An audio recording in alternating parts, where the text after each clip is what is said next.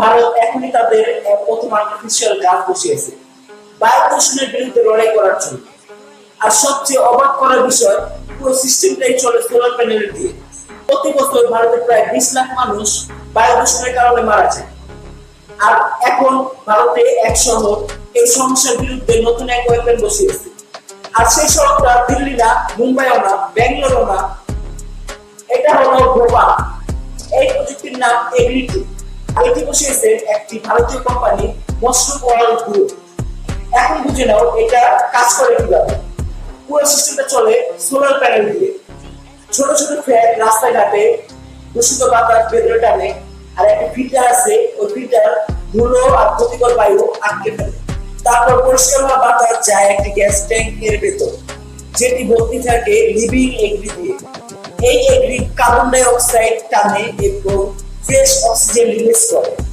আর রাতে internal light এগ্রিকে active রাখে, যাতে টাওয়ার 24 ঘন্টা চলতে পারে। এবার শুনো সবচেয়ে পাওয়ারফুল অংশটা। একটা এগ্রিটি প্রায় 25টা পূর্ণবয়স্ক গাছের সমান কাজ করতে পারে। আর এটা ট্রাফিক সিগন্যাল, বাস স্টপ, স্কুলে সহজে বসানো যায়। মানে ঠিক সেসব জায়গায় যেখানে বায়ু দূষণ সবচেয়ে বেশি। এটা কখনোই জঙ্গল বা গাছকে রিপ্লেস করবে না, কিন্তু ক্লিন এয়ার টেকনোলজি সেই জায়গাগুলোতে পৌঁছে দিবে যেখানে সবচেয়ে বেশি প্রয়োজন। আর ভোপাল সেই শহর যেখানে ঘটেছিল ইন্ডাস্ট্রিয়াল ডিসাস্টার গুলোর একটি। ভোপাল গ্যাস ট্র্যাজেডি, যেটা হাজারো মানুষের প্রাণ নিয়েছিল।